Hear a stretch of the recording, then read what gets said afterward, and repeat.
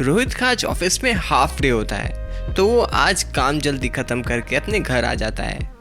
उसके पास एक बहुत ही सुंदर गाड़ी होती है और फिर वो अपनी गाड़ी से बाहर निकलता है और अपने घर के अंदर चला जाता है। अंदर जाके वो देखता है कि उसके जो फादर हैं वो बेहोश बेड पे पड़े हुए हैं और वो हिल नहीं रहे हैं। तभी वॉशरूम में से डॉक्टर बाहर निकलता है। तभी डॉक्टर रोहित को बताता है, तुम्हारे फादर को किसी ने जहर खिला दिया था, वो बेहोश होने से पहले मेरे को फ़ोन कर दिए थे। तभी मैं जल्दी से यहाँ पे आ गया और मैंने इन्हें कुछ मेडिसिन दी है जिससे थोड़ी देर में ठीक हो जाएंगे।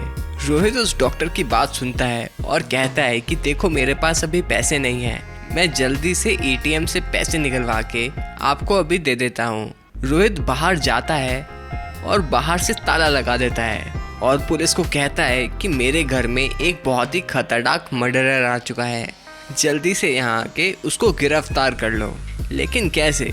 रोहित को कैसे मालूम चला कि वो जो डॉक्टर है वो एक मर्डरर है? दोस्तों, ये बहुत ही मुश्किल एक लॉजिकल क्वेश्चन है। मैं देखना चाहता हूँ कि क्या आप इस मुश्किल क्वेश्चन को सॉल्व कर पाते हो। अगर आपको इसका आंसर समझ में आ जाए तो आप अपना आंसर जल्दी से हमें कमेंट करके बताएं। आपका टाइम शुरू होता है अब।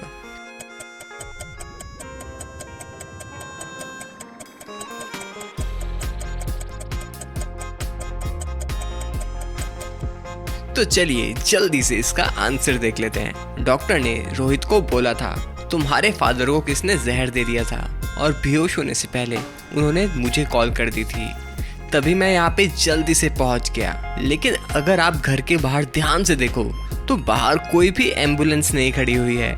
इसका मतलब ये जो डॉक्टर है ये एक बहरूपिया है।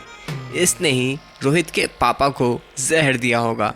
देखा, इसका आंसर बहुत ही सिंपल था और साथ ही में ही थोड़ा सा मुश्किल भी था। दोस्तों, आगे बढ़ने से पहले हमारे चैनल को सब्सक्राइब करके वो बेल आइकन ज़रूर दबा दें। ये एकदम ही फ्री है और इससे मुझे मोटिवेशन भी मिलती है। तो चलिए अगला क्वेश्चन सॉल्व करते हैं। एक बार एक राजा बहुत ही ज़्यादा बोर हो रहा होता है। वो अपने मंत्री को अपने पास बुलाता है और उसे कहता है कि मुझे एक गेम खेलना है। राजा का मंत्री राजा के सामने एक गोल टेबल रख देता है और राजा को कहता है, इस गोल टेबल के ऊपर हम एक एक करके एक सिक्का रखेंगे। शुरुआत आपसे होगी, आप इस पे सबसे पहला सिक्का रखोगे, उसके बाद मैं रखूँगा और इसी तरीके से ये गेम आगे चलता रहेगा। जैसे जैसे हम सिक्के रखते जाएंगे वैसे वैसे ये टेबल सिक्कों से भर जाएगा और जिस इंसान की टर्न पे सिक्का इस टेबल से बाहर जाएगा वो उस टाइम पे हार जाएगा। हमें इसमें एक और चीज़ भी ध्यान देनी है कि हम एक सिक्के के ऊपर दूसरा सिक्का नहीं रख सकते हैं और जो जीतेगा सोने के सारे सिक्के उसके हो जाएंगे। मंत्री राजा को हर बार हरा देता है और जितनी बार भी राजा उससे जीतने की कोशिश करता है उतनी बार हार जाता है। लेकिन कैसे? दोस्तों, यहाँ पे एक ट्रिक है। एक ट्रिक की मदद से हम यहाँ पे राजा को हर गेम जितवा सकते हैं। क्या आप सोचकर बता सकते हो कि वो कौन सी ट्रिक है जिससे राजा हर गेम जीत जाएगा? अगर आपको इसका आंसर पता है तो मेरे को कमेंट में बताएं। आपका टाइम शुरू होता है अब।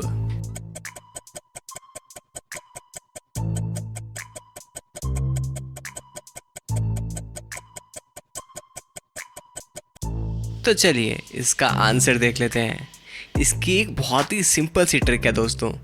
अगर राजा अपनी पहली टर्न में अपना सिक्का बीच में रख दे और उसके बाद वो ये देखे कि मंत्री दूसरा सिक्का कब और कहाँ रख रहा है और उसी हिसाब से अपना सिक्का जस्ट उसके मिरर में रखे, कुछ इस तरीके से, और अपनी हर चाल को मंत्री की चाल का मिरर रखे।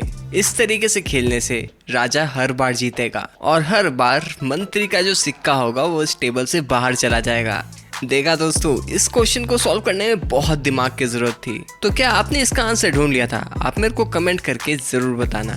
चलिए अगला क्वेश्चन सॉल्व करते हैं। एक बार एक ट्रेन रेगिस्तान में से होते हुए जा रही होती है।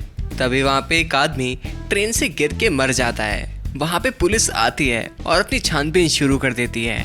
पुलिस इसकी छानबीन करने के बाद ये समझती है कि इस आदमी का पैर फिसल गया होगा और ये गिर गया होगा ट्रेन से, जिसकी वजह से इसकी मौत हो गई। तभी वहाँ पे एक डिटेक्टिव आता है।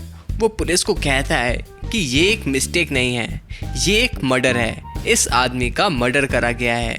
यहाँ पे पुलिस सही है या फिर डिटेक्टिव? आपको क्या लगता है, इस आदमी का मर्डर हुआ है या फिर ट्रेन से इस आदमी का पैर फिसला है? आंसर देखने से पहले अपना आंसर मेरे को कमेंट करके बताएं। आपका टाइम शुरू होता है अब।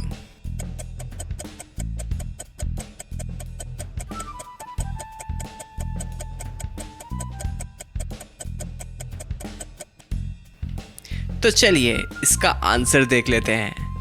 अगर आप यहाँ पे ध्यान से देखो तो ट्रेन राइट से लेफ्ट की डायरेक्शन में जा रही थी और यहाँ पे ये जो आदमी है ये पहले गिरा है और यहाँ पे जो इसका सामान है ये बाद में गिरा है, क्योंकि ये जो सामान है ये इस आदमी से काफ़ी दूर पड़ा हुआ है। इसका मतलब किसी ने इस आदमी को धक्का दिया है और उसके बाद इसका सामान भी फेंक दिया है।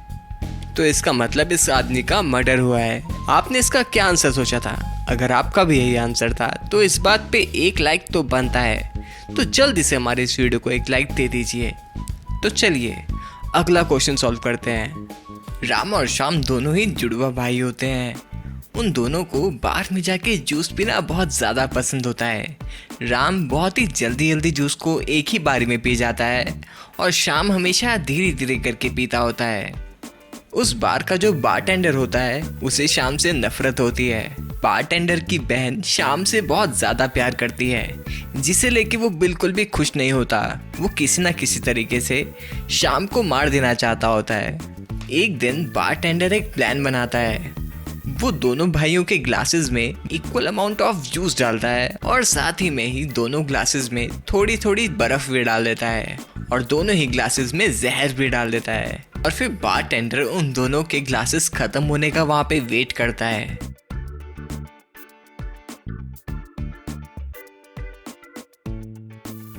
वो देखता है कुछ ही देर बाद श्याम वहां पे मर जाता है और राम बच जाता है। राम जल्दी से वहां पे फोन करके एक डिटेक्टिव को बुला लेता है। डिटेक्टिव वहां पे आके छानबीन शुरू कर देता है। छानबीन होने के बाद डिटेक्टिव को मालूम चलता है कि जहर तो राम के ग्लास में भी था, लेकिन वो क्यों नहीं मरा। दोस्तों, क्या आप डिटेक्टिव की मदद कर सकते हो यहाँ पे इस पहेली को सॉल्व करने में? यहाँ पे ये आपको बताना है कि राम क्यों नहीं मरा, जबकि जहर तो दोनों के ग्लासेस में था। अपना आंसर सोच के हमें जल्दी से कमेंट करके बताइए। आपका टाइम शुरू होता है अब।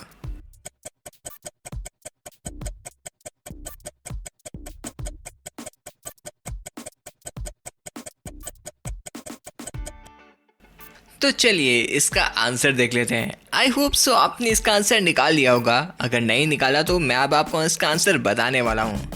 जो जहर था वो उन ग्लासेस के अंदर जूस के अंदर नहीं था। जो जहर था वो उन आइस क्यूब्स के अंदर था। और जैसा कि मैंने आपको बताया था कि राम जो है वो जल्दी जल्दी जूस को पी लेता है और जो श्याम है वो बहुत ही धीरे धीरे पीता है। तो अगर राम ने जल्दी जल्दी उस जूस को पी लिया तो आइस क्यूब्स पिघलने से पहले वो जूस को खत्म कर देगा। और जहाँ तक बात है श्याम की, श्याम ने बहुत ही देर लगा दी थी जूस पीने में। और जैसा कि आप देख सकते हो राम के ग्लास में अभी भी 2 आइस क्यूब्स पड़ी हुई हैं और श्याम के ग्लास में कोई भी आइस क्यूब नहीं बची है। तो दोस्तों, क्या आप इसका आंसर बता पाए थे? तो चलिए अगला क्वेश्चन सॉल्व करते हैं। दोस्तों, इस क्वेश्चन में आपके सामने 2 फैमिलीज गिवन हैं और आपको यहाँ पे हमें ये बताना है कि इन दोनों फैमिलीज में से कौन सी फैमिली पागल फैमिली है। इन फैमिलीज को बहुत ही ध्यान से देखना क्योंकि आंसर आपके सामने ही है। ये थोड़ा सा लॉजिकल क्वेश्चन है, लेकिन अपना आंसर जल्दी सोच के हमें कमेंट में बताएं। आपका टाइम शुरू हो रहा है अब।